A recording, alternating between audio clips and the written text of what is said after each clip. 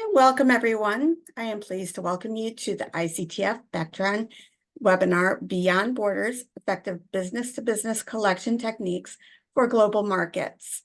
We are very fortunate to have Sean McCaffrey, Business Development Manager, and David Reinauer, Product and Implementation Manager, both with Vectran with us today to walk us through those effective techniques. This webinar will last right around 60 minutes, and we will have a question and answer period at the end. We will be using the text chat box for any questions. Please note that all participant lines will be muted. With that, let's get started. Awesome. Yeah, thanks so much, Beth, and everyone here. We really appreciate everyone taking the time today. But yeah, like she mentioned, today we'll be getting into effective collection techniques for global markets and international accounts receivable management. So quickly starting off, go into some introductions about myself and David. So, for those who aren't familiar with me, my name's Sean. I'm the business development manager at Vectran. So I've been with Vectran now for a little bit over 4 years, primarily on the sales side of things. So really working with new and prospective customers to discuss their existing order to cash process and help them not only implement the tools that they need to be successful using our software here at Vectran, but really everything they need to really kind of automate that AR process. Prior to working at Vectran, I spent some time at another software company, so I have a lot of experience working with different technologies and different SaaS platforms in order to automate tasks and improve efficiency. And then, like I said, I do also manage the business development team at Vectran, so handling a lot of the new business sales representatives and overseeing their day-to-day tasks. Thanks, Sean. And thanks, everybody, for joining. I appreciate your time here this morning. My name is David Reinauer. I'm the Product and Implementation Manager here at Vectran.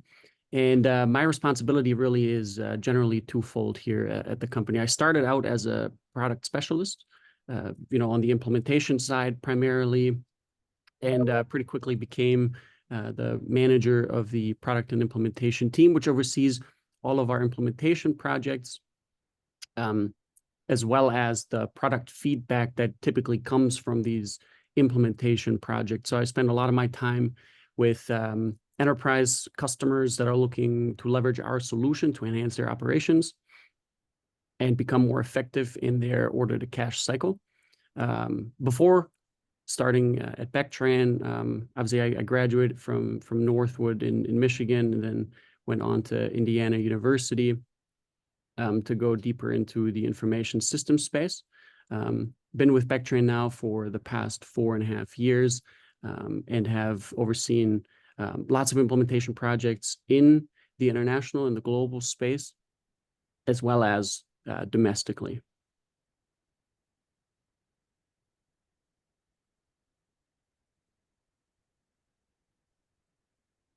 For the agenda, what we'll go through today is obviously Sean is going to give you all an overview quickly on who is Vectran and what does Vectran do, what are the products and services that we offer. And then we'll go into how we can mitigate risk, what are the risks for establishing a global collection strategy and global collections presence. We'll run you through some of the examples that you might foresee in that process. Of either being in that space already or planning to establish a global presence. And with that, obviously, will come quite a lot of problems in the collections and receivables management space. I'm going to spare you all the details because we're going to go through all of them one by one individually here. And then towards the end, we'll give you an overview of what are the benefits of adopting a solution that allows for all of these problems to be solved in one single solution, and then give some time at the end for Q&A, like Beth mentioned.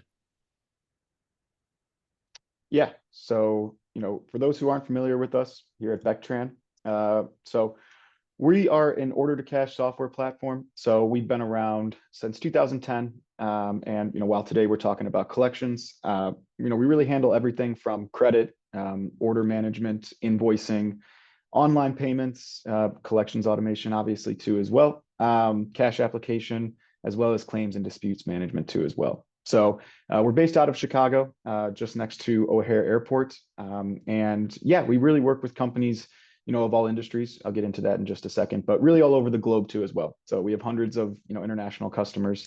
The platform itself is very scalable to, really all different types of customers as well too.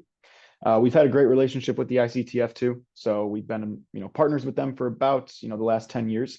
Been to, majority of the events that they host over the last, 10 years, like I mentioned, as well as, starting to get involved in some of the education topics that they offer too as well. But like I mentioned, really working with companies of all industries. So everything from media to materials here at Vectran. But also, a lot of our customers that we work with, especially in the enterprise segment, are doing business all over the globe. So being able to leverage, a lot of the examples that we've seen from our customers in this presentation today, but they have end users, customers, really not only using our system all over the world, but also obviously customers that they're doing business with in really almost every segment of the globe.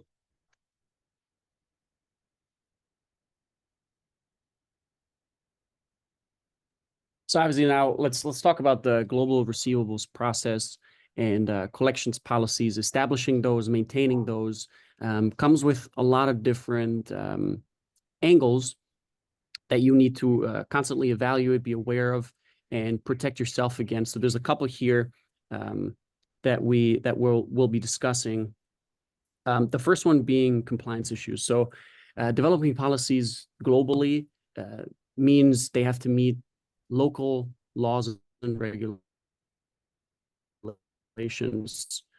while still being consistent across the globe.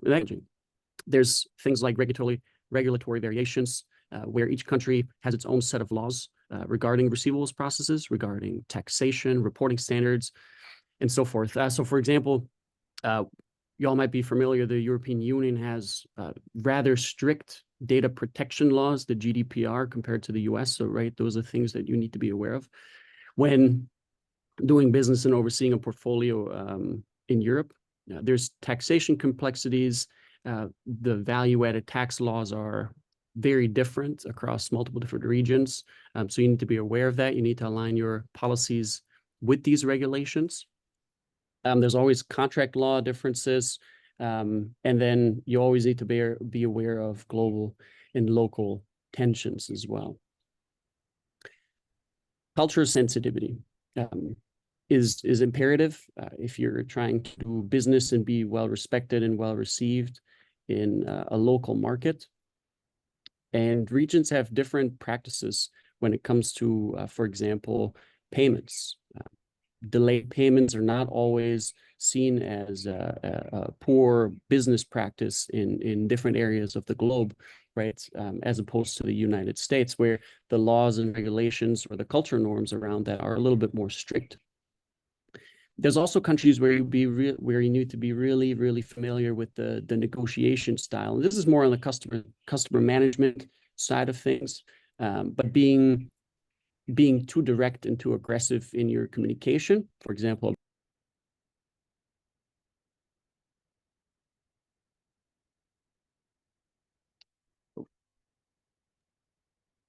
Did we lose David? It looks like we lost David. Sure. I'm sure he'll be jumping back on in a second. Yeah, I mean, going deeper into what he was saying too as well with the cultural sensitivity. But as far as like being direct with different forms of communication, we're going to dive deeper into, effective customer management across, various global markets and, different language barriers, things like that too as well. The technological gaps too. So we'll be speaking on really the benefits of, using various technologies throughout this process, having multiple systems, but also, the cons of having multiple systems, being able to incorporate a lot of different systems into one unified system in order to not only comply with different laws and regulations, but be able to effectively serve your customers too as well. In turn, how are you going to get the best results in your AR management? And then the currency exchange volatility too as well. So obviously, challenges that come with accepting payments in multiple currencies when you're dealing with, a global market, a global customer base too as well.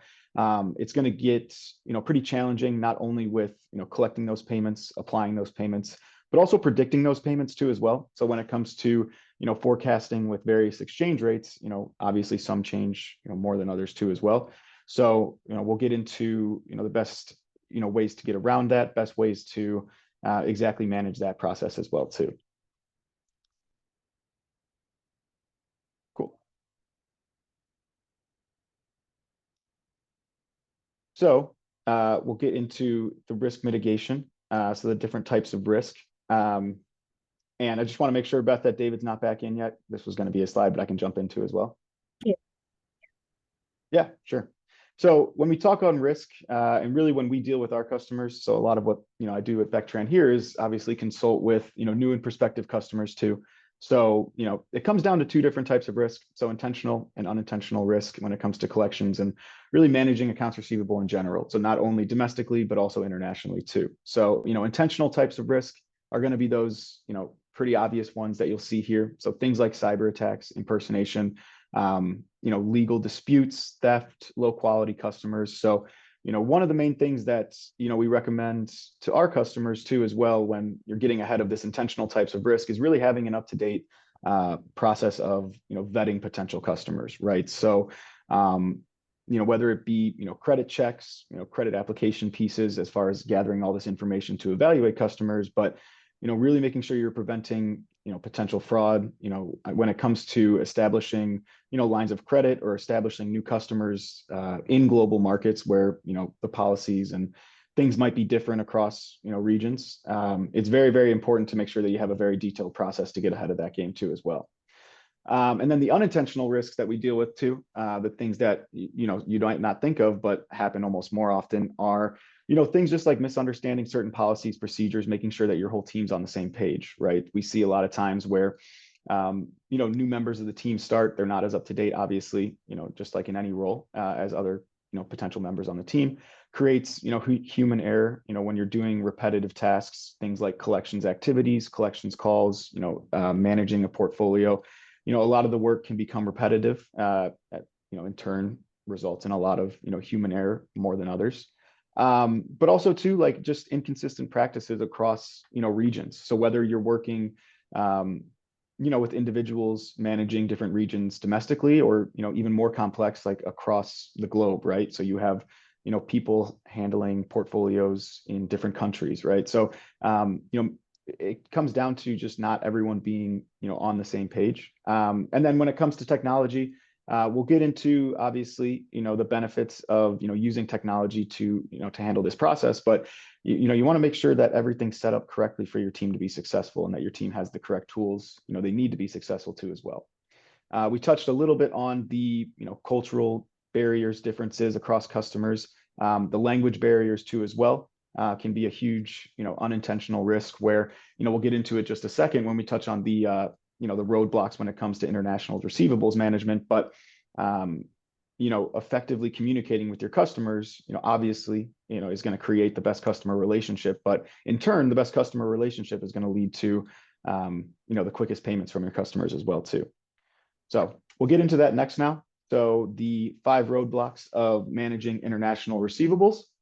Starting with, the first one that I just mentioned there too, the customer communication and interaction aspect of it, right? So it comes down to, the first roadblock when it comes to customer facing communication is that language barrier or just communication problems in general, right? So first, obvious one, dealing with international customers, you're not always going to speak the language that they're speaking, right? So, whether it be, different customers across different portfolios, the risk with that we see most often is, miscommunication due to, language differences can lead to just incorrect like transfers of information, right? So, not even just not understanding customers, but giving them the wrong information in general, right? So whether it be in regards to their, invoices, their payment details, whatever you're trying to communicate with them to, just incorrect information is a risk too. So that comes down to being a huge risk for our customers that we see that are doing international collections.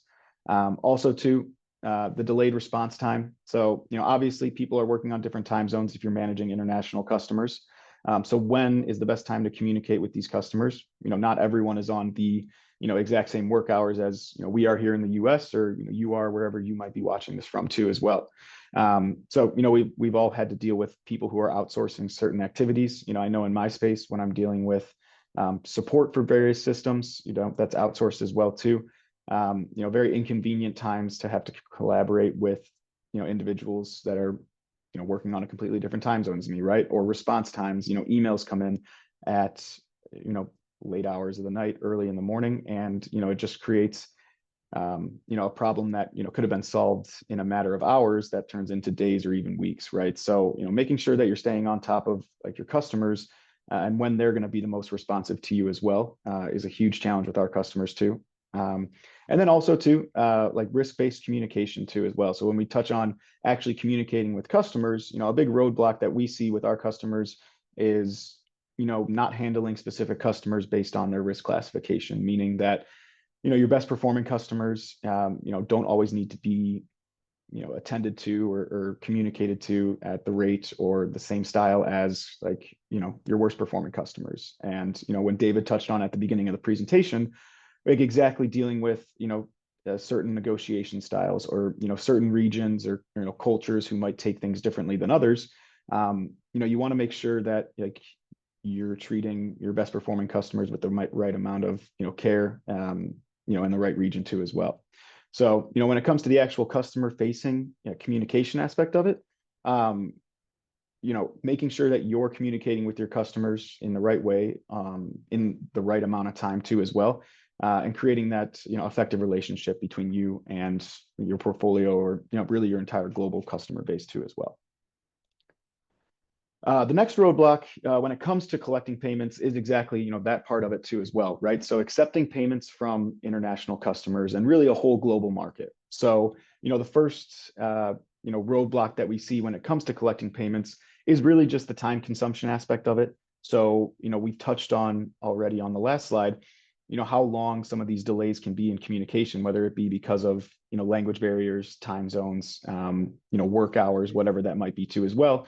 So if you're someone or some organization that collects, a lot of payments over the phone, doing a lot of customer interaction in order to get these payments, it's going to take a long time in order for these customers to pay you, right? Which is going to create a delay in getting paid by your customers. The next one is the currency aspect of it. So obviously you're dealing with different customers across the globe. You're going to be dealing with multiple currencies. And what we see collecting payments in different currencies, but also effectively managing exchange rates across those different currencies when receiving payments.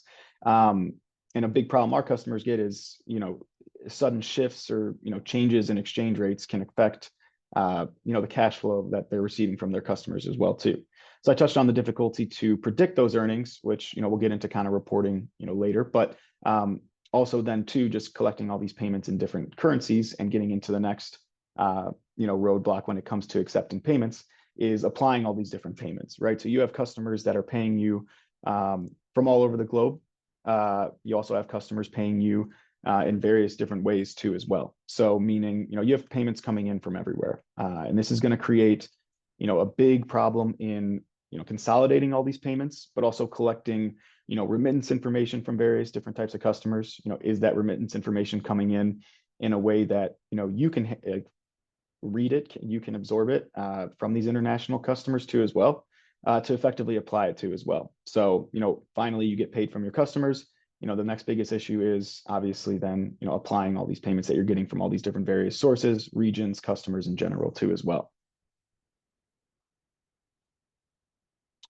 And then, we kind of touched on compliance, but really dealing with any form of business internationally, compliance is always, the main emphasis when we talk to our customers.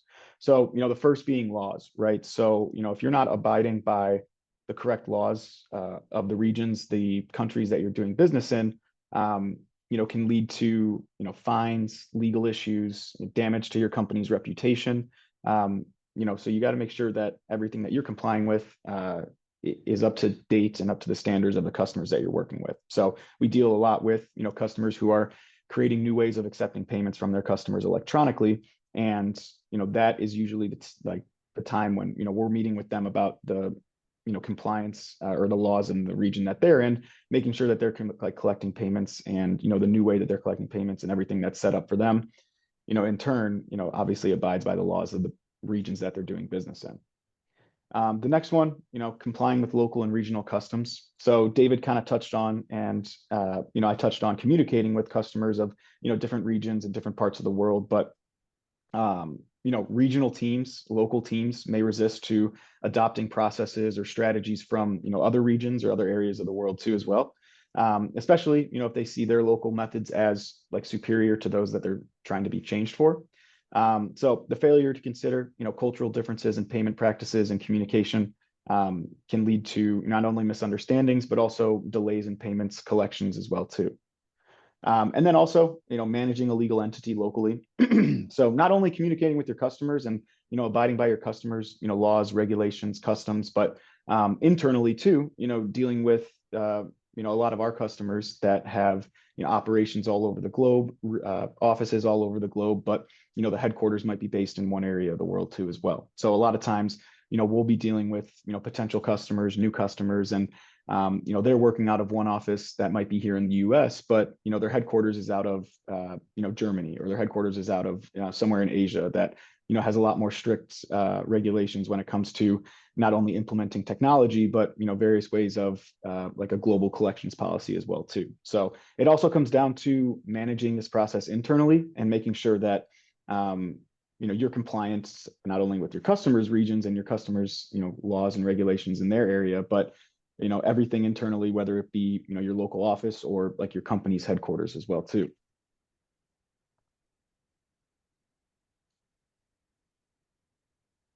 And then we get into technology. So a big roadblock that we see, while technology nowadays is seen as always a positive thing, which it is, it can always be a negative thing too as well. So the problem that we see with companies doing business globally is the lack of visibility across the globe. So one region, or like I said, one office might be using one system, while another one's on another one too as well. So having multiple systems is not always, the most effective way of managing this process. While you think that using technology is going to provide the best result, it's not always going to be beneficial if you're having to go, into multiple systems and, contacting, your coworkers across, various regions to see data and grab data out of various systems and, ones you don't have access to as well.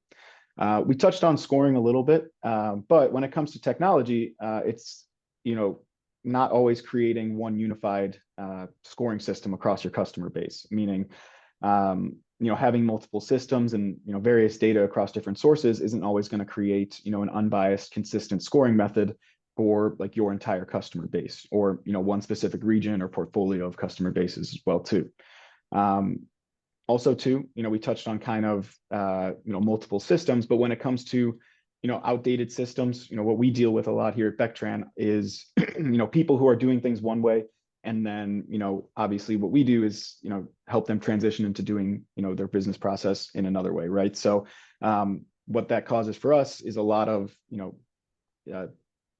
scared to change customers or potential customers. So a lot of people who have a fear of changing systems, their IT would never allow them to, switch how they're doing things, but it always deals down to a lot of outdated systems. So when we deal with a lot of different ERP systems, it's ones that, people have been on for years and just can't really accommodate the way that they're doing business, today. So whether that be internationally or across different business segments, some systems just genuinely can't support the needs of those that are using them. And then lastly, multiple systems across various regions and departments. I've already touched on that with all three of these so far, but that's really just the biggest problem in general. We deal with a lot of people who are trying to consolidate, multiple technologies into one system, and just it tends to create more bottlenecks than successes because it just makes everything more complex. And then lastly, when we're talking really AR in general, obviously reporting and analytics is going to be a big piece of that. So, reporting globally and being able to consolidate these different reports across different business segments, regions, technology system, wherever this data is housed, right? So the biggest roadblock that we see when it comes to reporting is, not being able to consolidate everything into one place. So being able to gather the data of, one customer base in one ERP system, as well as another customer base in another ERP system. A lot of our customers that we deal with have no way of combining those customers or that set of customers into one system. We do deal with a lot of like regional reporting requirements. So what we see a lot is, customers in one area of the world focus on certain reports, more than others. So, making sure that all the reports offered to a specific customer are ones that they actually find valuable. So, making sure that, everything that they find important, they have access to as well. Sometimes it can be hard. Certain technologies that people use, certain processes then require certain customers or certain AR teams to have to manually go ahead and calculate certain reports too as well. So certain reporting aspects, when you're combining data from various sources, various regions, portfolios, whatever that might be, customer bases, is going to create, your team, whoever's doing these reporting, doing these, analysis of these reports too, the ability to, have to create these reports manually, which, is going to take obviously 10 times as long as, being able to consolidate everything into one place. So, after speaking on some of the roadblocks that we see, when it comes to the best practices in international AR management, the first would be educating your staff. Obviously, that sounds pretty straightforward, but we touched on the problems with having an inconsistent collection policy across the department. We've touched on also too, individuals who are either more experienced, less experienced, maybe you've placed them, overseeing a new portfolio in a region that they're not familiar with, right? So making sure that you're educating your staff, creating a unified collections policy. Also too, scoring. We touched on, the problems with, not creating risk-based communication approaches to your customers, but also having like a unified, non-biased scoring method across your customer base that can incorporate those various reports that are more important to customers than other customers too as well. So whatever is most important to you as well. And then also just basic education on different trends, cultural differences across these customer bases as well too. So the communication aspect that we touched on how to best communicate with certain customers. David touched on negotiating with certain customers as well too. Making sure your staff is aware of exactly how to best do so, right? So that way, when you're taking over a certain region, customer base, you're giving them, someone from your team who is going to be able to, manage that relationship effectively, and then in turn, have the best performing, portfolio possible. The second one is holding everyone accountable. So obviously, you're going to try and hold everyone accountable, but what that comes down to is, holding everyone accountable for certain mistakes on, things they didn't do when it comes to the collections policy, the scoring, things they didn't know about certain things across the region or like their customer base as well too. Enforcing a specific collection policy too as well. It's really important to, make sure that, everyone's following the same set of strategies and practices across your team, making sure that nobody, whether they're more experienced than others, whether they're better performing than others, has their right to do, anything that they want as well too. And then obviously, implementing a risk mitigation strategy that works for you. So, that's going to be important. And it kind of comes down to, number 3, when it comes to the best practices is, utilizing intelligent technology, but also the right technology too. So like I said, technology can, be a good thing most of the time, can also be a problem. So, using the tools that are available to help build and support a high performing team in order to, accommodate that global marketplace, right? So your entire customer base can function across, the system that you're using, and then in turn, giving the best, tools to your team to make sure that they're being successful. So, your team's only going to perform well, not only if you educate them up to base, but, they can't perform to their best abilities if they don't have the best tools in order to be successful as well too. So in consolidating all this data, creating all these best practices can really come down to unifying all this information into one system too as well, which, we'll get into now the benefits of, not only implementing, a specific, order to cash system to manage this process, but also to manage a global customer base as well too. So the first, multilingual communication, we touched on the problems with, not being able to communicate effectively with your customers. So, the risks that are associated with that too as well. It's important to make sure that, depending on which customer base you're dealing with and which region of the world or, your specific country that you're dealing with, you're having the ability to communicate effectively with them as well too. So whether that be, using technology to automatically communicate in different languages, specific templates based on the region of the world that the customer that you're working with is working out of, but being able to communicate effectively by having, multilingual communication. So whether that be, one specific language or even, what, we see a lot is, giving, multiple languages on, one notice to customers too as well, because what happens a lot in like Canada, for example, is, specific customers might only speak English, but other customers only speak French too. So, we see that a lot in Canada, but also across other countries as well too. So, having notices, communication in multiple languages is very important too, just to make sure you can communicate with the like largest customer base possible. And then another one too is automated communication. Like I mentioned, like the time zone, work hours aspect of it, of having to work with, offshore teams, people in different regions as well too. This way, you're able to communicate effectively with customers, not only, at the right time for them, but without having to make, you and your team work outside of their normal business hours. So being able to schedule specific communication based on the customer's region and when they're going to, receive that information the most effectively. And then also too, that goes into like the risk classification aspect of it. So I touched on the problems of, communicating with customers, not based on the risk classification, but, being able to use a specific system or automation to, handle specific customers differently than others, right? So your worst performing customers, they might need to receive daily reminders or reminders via email, phone calls, text messages, really any way you can reach out to them. While, your best performing customers obviously don't need, the same treatment as them too as well. So, automatically scoring certain customers.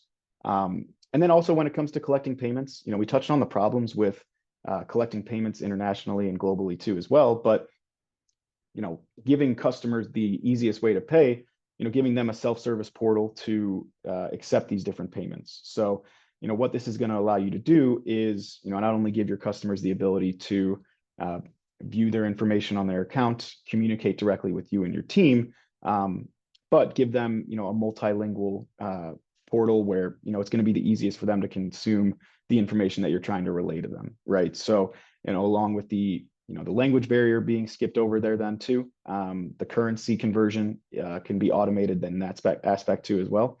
So having a smart platform for customers to log in, select which currency they're working in or which currency you're invoicing them in, trying to collect payment in. And then in turn, having a portal, automatically calculate those exchange rates and then they can go ahead and make payment in whatever method is most accessible to them.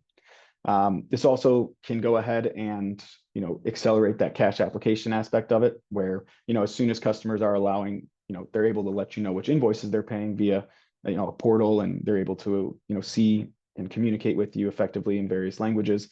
They're able to directly, select and, tell you which invoices they're paying, which allows for, the cash application aspect of it to be automated too.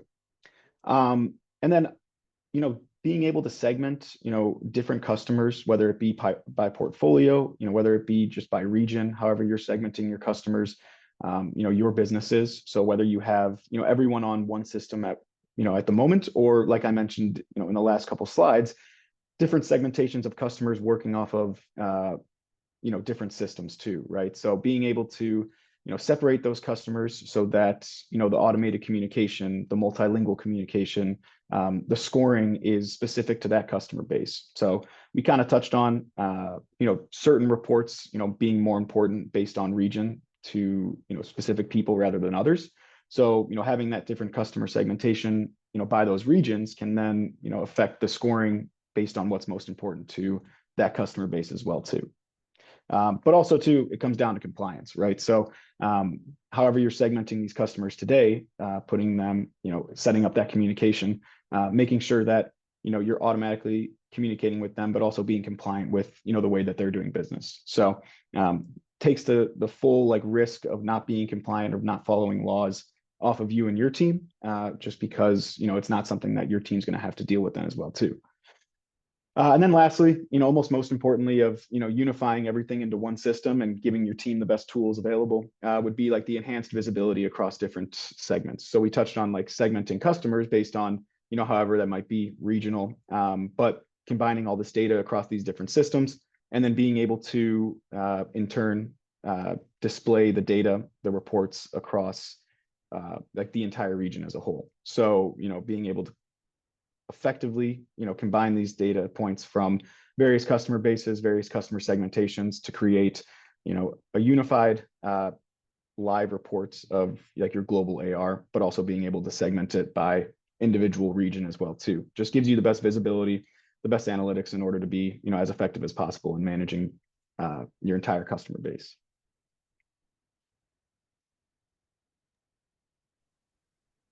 So obviously, with all that said, and sorry for my connectivity issues earlier. Thanks, Sean, for jumping in. When it comes to a global collection strategy, obviously, one of the key things, and we've mentioned this before, is utilizing technology to your advantage. What that comes with is enhanced evaluation of your customer portfolio, scoring, and then also being able to standardize and enforce your principles and guidelines globally so that you don't have any inconsistencies across borders and across regions, which is really, really important. But ultimately, why would you leverage technology for establishing a global collections presence and leveraging it to your benefit? The reason for that is it gives you a couple different benefits. And these are data-driven insights to ensure you make the best decisions with the information that you have available to yourself. So there's a couple different angles to this. One is regions often use, and we've mentioned this with the technology roadblock, regions often utilize different enterprise systems to manage their customers, to manage their receivables, which means that often you lack the ability to pinpoint a single view of the customer, to where the same customer is transacting across multiple different regions, right? Which for your large customers, often that's going to happen, is you need to be able to tell all of the transactions that relate to that one single customer. So we often refer to that as single view of customer. If you're integrating, and again, this is typically a lift on the IT side of your business, but it pays off because having unified data repository and centralizing your data from multiple ERPs into one system gives you that consolidated view of your global receivables.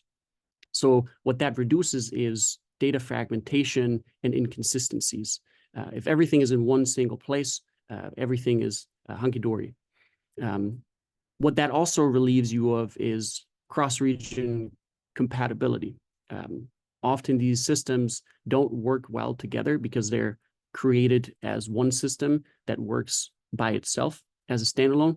So integrating multiple ERPs can often be tricky. And there's a lot of nuances to it, but it helps you to standardize the data formats and your metrics to make easier comparisons between the regions and make the best decisions possible.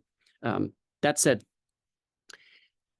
the brick is really the main decision that you need to make when it comes to global collections and establishing receivables policies is answering this one single question. This is probably the most important one that we can think of here is what does my customer owe me? How much money is outstanding for the single customer? Because if you attack collections and receivables at that level globally, then you can always roll it up to see, okay, how much is outstanding in this region or in this portfolio, and then you can roll that up globally.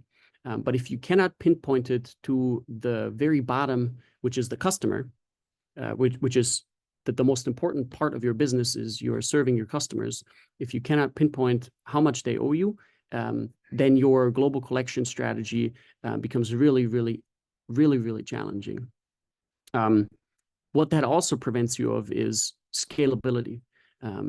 Scalability is huge when it comes to integrating systems across borders, because it'll allow you to take on more cross-border business with less effort. Credit bureaus. Credit bureau integrations are really, really helpful because they can provide real-time credit data globally, locally, in the US, and there's always domestic credit bureaus, agencies that help you as part of your journey to proactively mitigate your credit risk and your collections risk. So if you can get access to as real-time as possible, of course, with that caveat, real-time credit data is going to give you the ability to monitor customer creditworthiness continuously. And that's the kicker here, is you need to do this on a continuous basis. It doesn't just suffice to do this upfront when you're creating or establishing new business. This has to be baked into your collections and receivables management process to continuously evaluate your portfolio for risk, because things change. Credit bureaus also give you the ability to make faster credit decisions. So leveraging their data and accessing that vast network of connections that they have globally is going to give you the ability to make decisions quicker and leverage automation in your receivables process when you're reevaluating customers, making sure that you have all of that data consolidated into one system allows that system to make the best decisions possible. Of course, there's always that concern that maybe if you're doing business in a certain area, they may not have all of that data available. So that is always another risk that you have as part of this, which I'll get to risk here in a minute again. And then lastly here, real-time scoring. So real-time scoring, there's really two angles to this. You can leverage bureau data, meaning external from the industry, from whatever the bureau essentially gathers on that customer in that region, but also leveraging your data, your own payment history, performance with that customer, your relationship. All of that can be leveraged into dynamic risk scoring to ensure that you're always reevaluating your customer and strive for a averaged and low risk portfolio. This also allows you to better segment your collection strategies by risk, for example. You can tailor it by customer segment. But the first part to that always is to know what what segment is my customer in, what works for them and what doesn't work for them. It's these little tiny nuances that really make or break a global collection strategy. What that can also help you with is ultimately all of that data, having all of that data in one single system is give you the ability to run predictive analytics for your collections purposes, for your portfolio analytics, because the earlier you can identify customers' delinquencies, the better your strategy can operate. So you can hedge your bets if you can best predict the customer performance. And you can take small pointers here. Is you analyze the customer's payment history or payment performance with you, and as soon as it starts degrading, you can configure models or establish policies to react, reduce exposure, and potentially utilize credit holds to your advantage there. The next piece here is really, we wanted to go through a quick use case for creating a global collection strategy. Now, mind you, this is a very, very, I'm going to say, happy path scenario. There's typically more nuances to this, but generally creating a global collection strategy, and there's obviously an ERP integration that's needed to consolidate data into the system of your choice, because without that data, the collection strategy and the design phase will be not as effective. So the first thing that you're going to do as part of the collection strategy and design is going to be identify bottlenecks in your current process with the objective to identify inefficiencies. And that, to be fair, is probably one of the most important things that you need to do even without establishing some sort of system. But you always need to identify inefficiencies in your process. The key to being effective in the global collection space is to not assume that your current process is the best it can be. So as part of the design phase, we usually ask these tough questions because it allows your teams to really look at themselves and figure out, okay, where can we get better? What can we do to improve our process? Why are we doing X? Why are we doing Y, right? What value add does that have? And so these are important questions to ask. And typically, they allow us to identify bottlenecks in the process. Then, of course, the next piece is once you know, okay, these are the bottlenecks, these are the problems that we have, you need to research opportunities for improvement. You can leverage best practices, you can leverage technologies that help you address those gaps. But really, the second piece to this when it comes to implementing the opportunities for improvement is to benchmark yourself against yourself, right? That's most important is benchmark yourself against yourself. And then also obviously benchmark yourself against comparable organizations in the industry to see how you compare, evaluate customer feedback, and so forth. There's always a master data component, and this comes again with a caveat because it is going to be resource intensive for most organizations that don't already do this. But establishing that single view of the customer is paramount because, again, you need to answer the question with as much accuracy as you can, which is how much does my customer owe me? To where you can pinpoint where they're at, how much they owe you, and then, of course, you need to approach them in a way that they are receptive to. And what always comes with establishing new policies and strategies is change management, making sure that your organization is prepared to adopt these new processes and to ensure that they understand how to leverage these tools that you are giving them to be successful. And then last but not least here, and I've already mentioned this, and this is paramount as well, is continue to evaluate and measure yourself. You got to set KPIs and benchmarks to evaluate how effective your strategy is. What's working, what isn't working. Take into consideration sales feedback, right? They're the ones typically most in touch with the customer. Take into consideration credit feedback from your analysts that are actively speaking and being in touch with those customers. And then we have some results that we can go through, Sean. So a couple of results that we typically see with implementing a global collection strategy and obviously, continue to evaluate yourself is accelerated cash flow and improved customer satisfaction, faster payment cycles, streamlined dispute resolution if you utilize some sort of dispute monitoring system that reduces manual steps involved in the process of dispute intake, dispute analysis, and then resolution.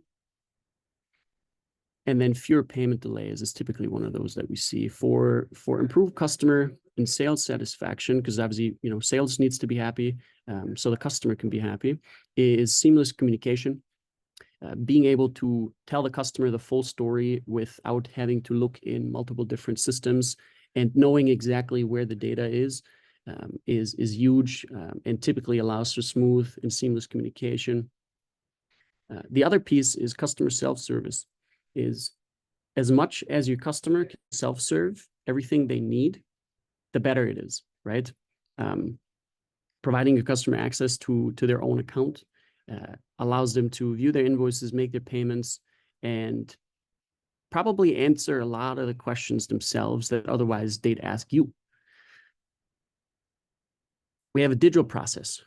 The digital process in this day and age supersedes the manual process probably 10 times out of 10, because paperless transactions, everything being digitalized, allows you to faster processing and just has overall lower operational costs, fewer delays, and so forth. Of course, upkeep is a key there too, but automated data capture as part of your process allows you to more effectively tell the story of where your customer's at. Recording every transaction digitally is very important, so that you understand your relationship that you have with your customer, and just better tell that story. One of the things that Sean mentioned earlier is improved visibility across legal entities.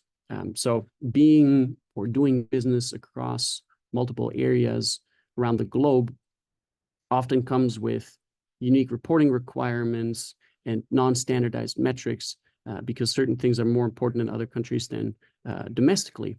But really honing in on unifying your data repositories, like your enterprise systems, your reporting systems, your analytics, allows you for much more integrated reporting dashboards, real-time view of receivables, and so forth.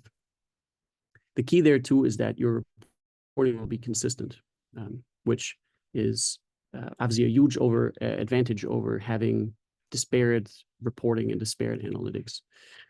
And then just overall better comprehension of the local risk and regional business practices, because you're going to be able to understand how the locals receive your approaches. You can fine-tune your approaches, adapt to regional payment norms. Like I mentioned earlier, there's really organizations or countries around the world where late payment is not as, say, poorly received as in the United States or in Europe. And really, yeah, just tailor your risk profiles to these region-specific circumstances.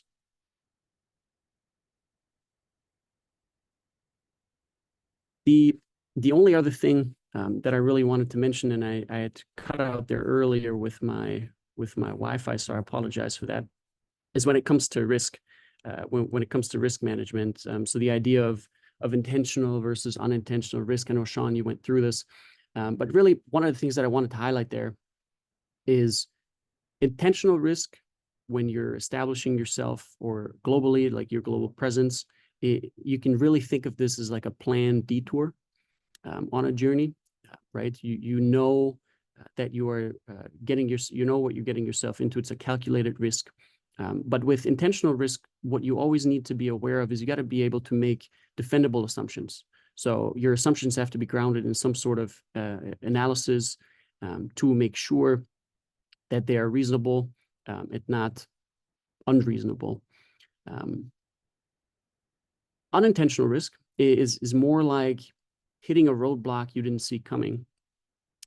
And really what that means is you didn't properly plan and you didn't go through a proper risk assessment. It's like, for example, when I drive at night without my glasses, right? I'm more likely to hit a pothole because I just don't see it.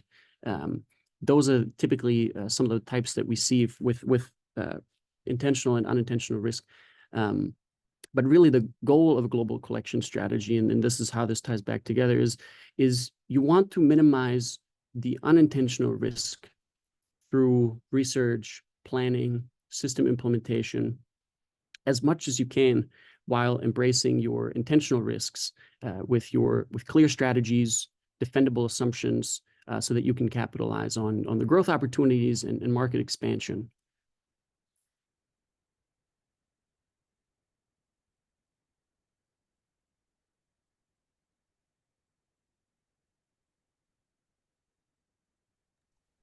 Awesome. Yeah, so happy to answer any questions. I saw a couple come through the chat, but.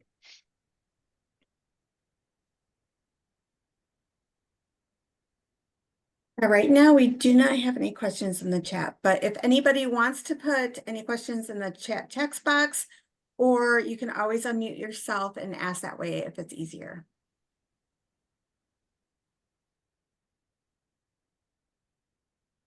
Hi, I'm Viviana. Thank you for the presentation. It's not, my one is not a question per se, it's just some additional points that I just want to highlight that personally I'm encountering with the company that I'm with at the moment. So perhaps you can just give me some comments about that after I mention those. So one of the bottlenecks that we have at the moment, actually, or probably challenges that we have at the moment, is the increase with companies. I'm based in the UK, by the way. Companies not only in the UK, but let's say in the Middle East, where they are more and more going into the use of platforms such as Ariba or Coupa. And then with that goes also the lengthy process of submitting an invoice. And then because these are, for example, some of them are really big clients, they go through a whole long process of approval while the invoices go to different stages through different departments. Then you need to wait and receive a PO from them, a purchase order.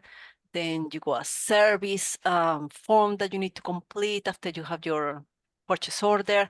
And then the whole process just becomes so lengthy that in our case, for example, our payment terms is 30 days, and then we finish receiving payment after 90 days.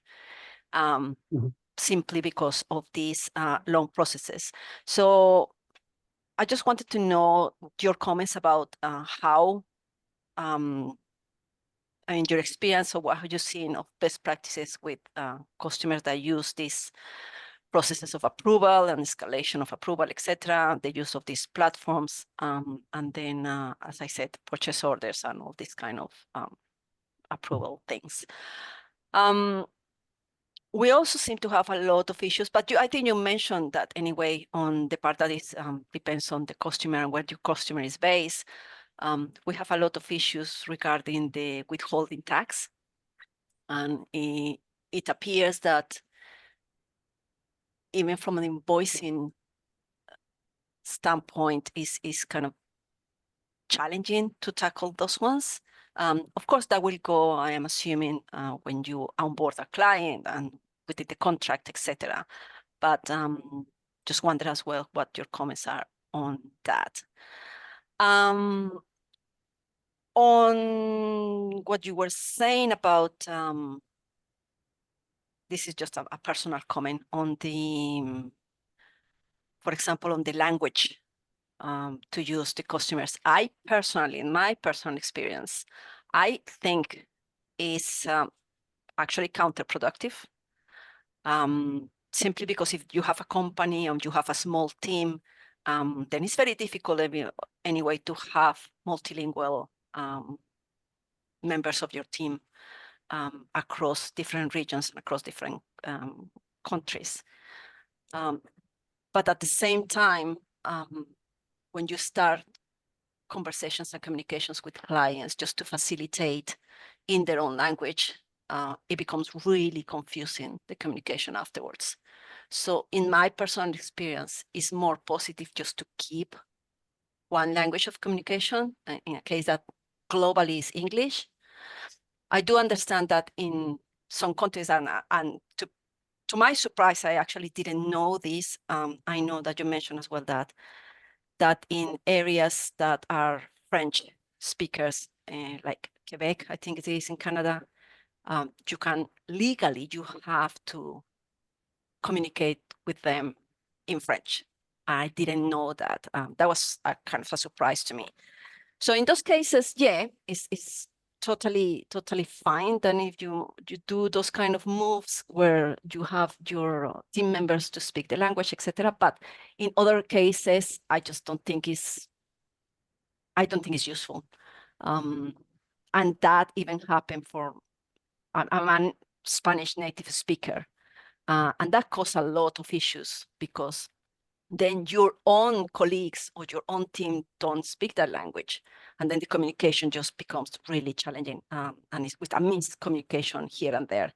So to me personally, it's just the best practice is really one language. But that would be very personal opinion anyway. I have tons and tons more of comments, but I don't want to take your time, so I will leave it there. Thank you.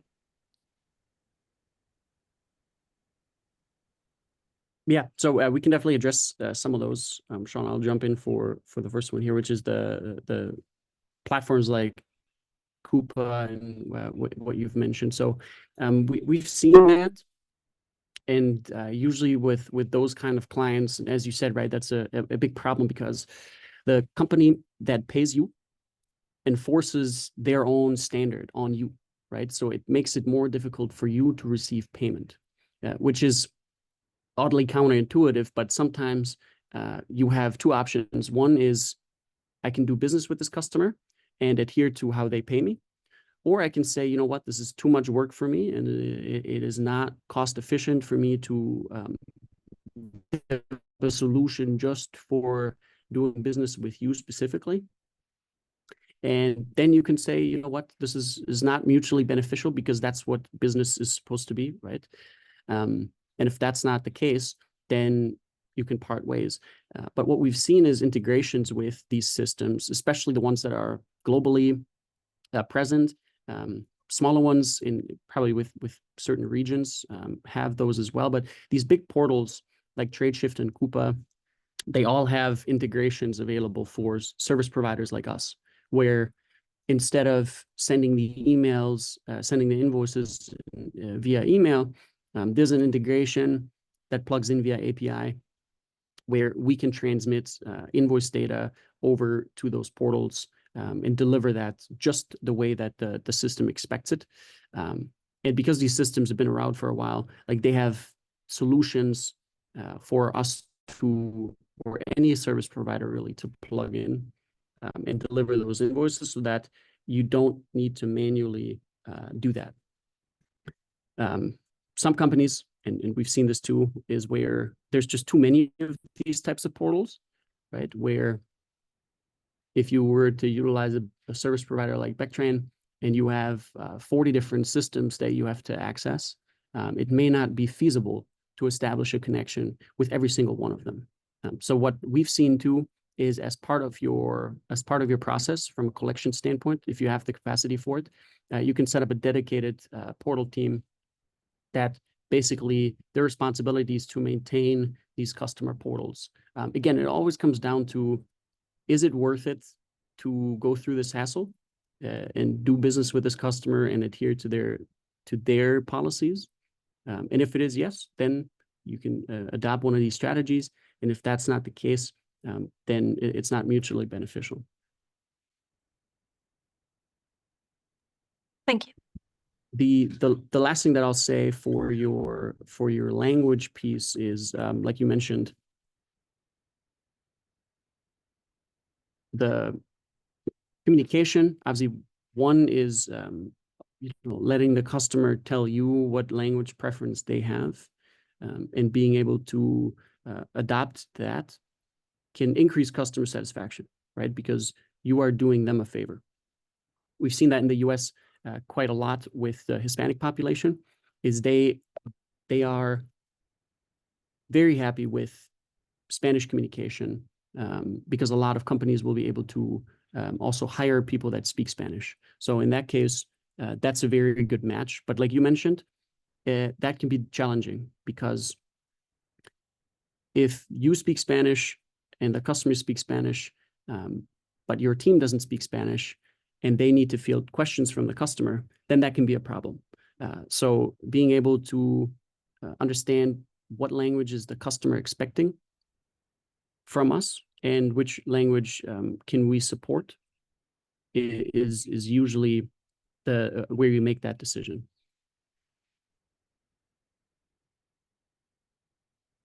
Thank you.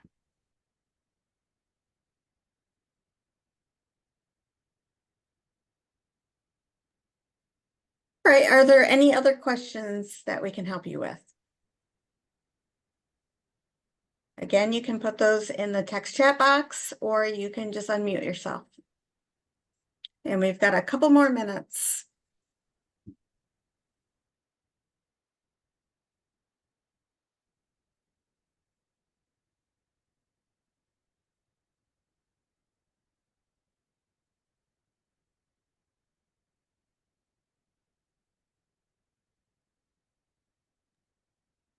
Doesn't look like we have any additional questions, so we'll end this right here. I want to thank everyone for your participation, and thank you, Sean and David. I also want to thank Vectran for always helping ICTF out, especially with this content like this. If you do want to meet representatives from Vectran, remember to register for our annual Global Credit Symposium. They will be there, and that's November 10th through the 12th in Fort Lauderdale. Again, thank you, everyone, and have a great day. Thank you, everyone. Thank you.